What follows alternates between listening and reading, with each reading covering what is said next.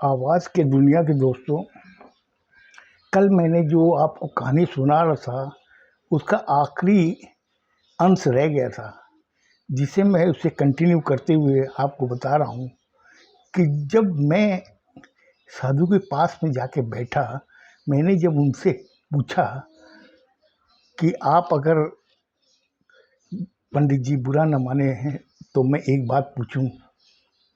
उन्होंने बड़ी सरल अंदाज में मुझे कहा, हाँ पूछो बेटा, क्या पूछना चाहते हो।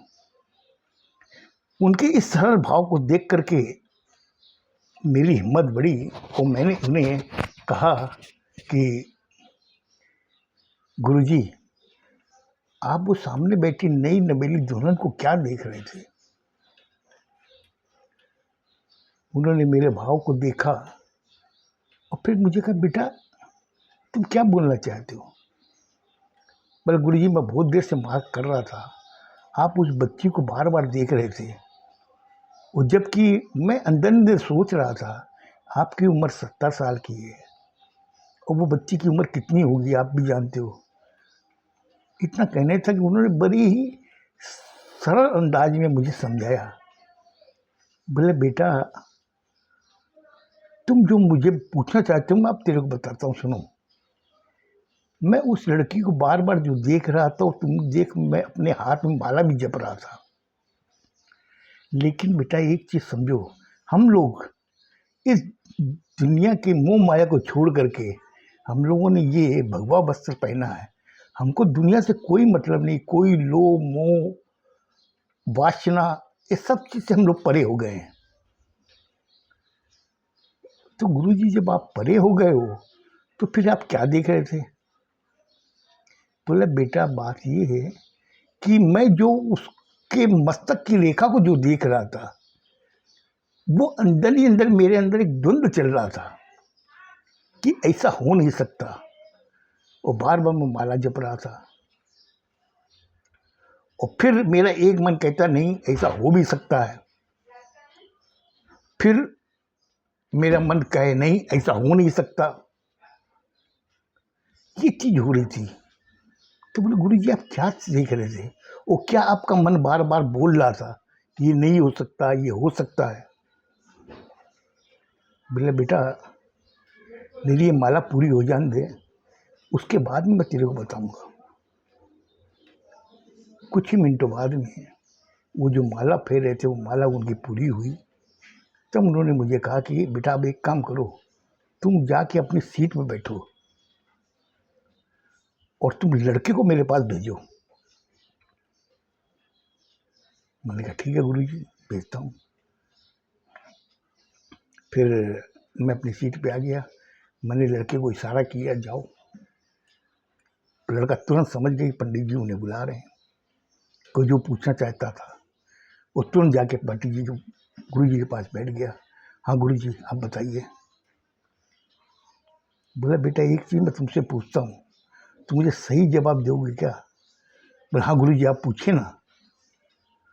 अगर सही दो तो मुझे बताना, नहीं तो मैं तेरी मस्तक की रेखा देख चुका हूँ, और तेरी बहू जो आई है, जो कुल लेके तू जा रहा अपने राजस्थान, उसको भी मैंने देख लिया है, उसकी मस्तक रेखा मैंने पढ़ी है।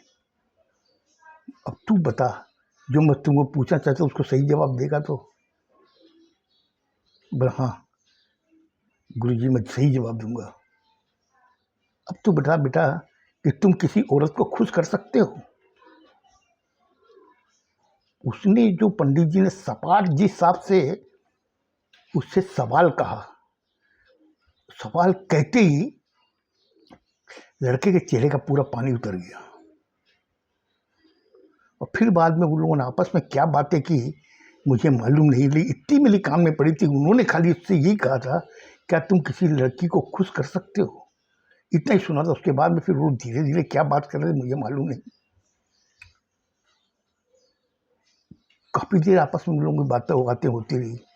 होने के बाद में उसने कहा कि तेरी शादी को कितने दिन हुए। बोला, आज 5वां दिन है। तुम अपनी नई नवी दुल्हन के साथ सहवास किया है।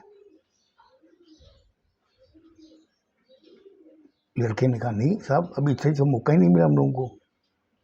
अब राजस्थान जा रहे हैं तो वहाँ पे हम लोगों का ये हमारा सेपरेट घर होगा, कमरा होगा, वहाँ पे हम लोग सहवास करेंगे। बोला बेटा एक काम कर, अगर तू मेरे पे विश्वास करता है तो एक बार तेरी पत्नी से मैं बात करना चाहता हूँ। उन्होंने गुरु जी देखिए मैं आपके पैर पकड़ता हूँ, मेरी पत्नी को आप कुछ नहीं बताना। उसने कहा ठीक है बेटा नहीं बताऊंगा, लेकिन तेरे माँ बाप साथ में हैं तो वो तो तेरी पत्नी को मेरे से बात करने देंगे नहीं कि उनके अंदर कलयुग की छाया पड़ी हुई है। वो सोचेंगे पंडित जी से ये क्या बात कर रही है, और मैं अकेले में उससे बात करना चाहता हूँ। बोले एक काम करते हैं, बोले मैं अपनी पत्नी को बाथरूम लेके जा रहा हूँ, टॉयलेट, अब पीछे से आप भी उधर आ जाइएगा, आने के बाद में मैं वापस आ जाऊँगा, आप उससे बात कर लेना। मैंने कहा बेटा ये चीज़ हो सकती है। उसके बाद में वो टॉयलेट लेके गया, जाने के बाद में 2 मिनट बाद में मैं भी चला गया। मैंने पंडित जी से पूछा, पंडित जी ने मुझे इशारा किया तुम अपने चले जाओ। मैं चला गया। फिर मैंने कहा बेटा एक चीज़ मैं तुमसे पूछना चाहता हूँ, मैंने तेरे पति से भी पूछा, अब तुमसे पूछना चाहता हूँ।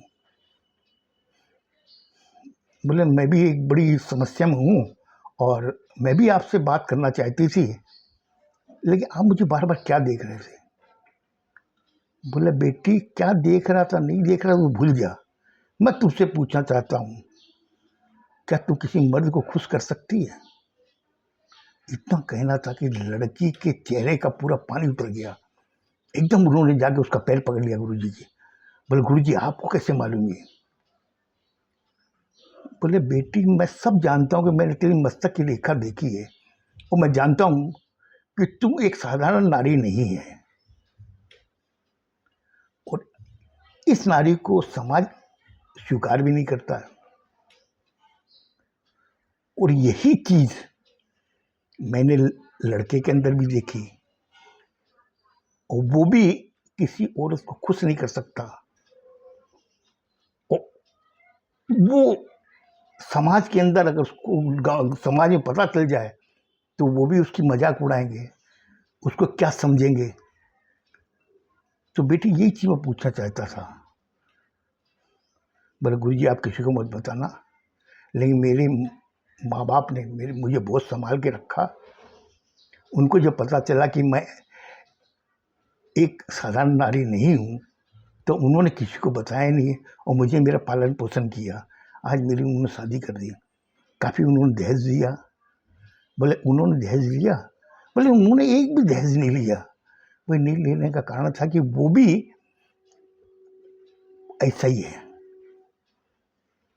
ये सारी बातें जब जयपुर आने के आधे घंटे पहले जब मैं पंडित जी के पास पहुंचा, मैंने पंडित जी आपने क्या बातें की। उन्होंने मुझसे राज खोला कि बेटा अच्छा हुआ ये 4 घर बर्बाद होते, एक ही घर बर्बाद होगा। अगर इन बच्चों में बुद्धि होगी तो ये समाज में छुपा करके अपना जीवन व्यापन कर लेंगे। अगर बुद्धि नहीं हुई तो जैसा होना समाज जो एक्सेप्ट करेगा वो करेगा। बस कहानी ये थी। आपको कैसी लगी मुझे बताइए। मैंने काफ़ी टाइम आज आपका ले लिया है, आज ये वीडियो 9 मिनट से ज़्यादा का हो गया है। तो कल मैं एक नई रोचक कहानी लेकर के आऊँगा, सुनिएगा ज़रूर। खुश रहो, स्वस्थ रहो, धन्यवाद।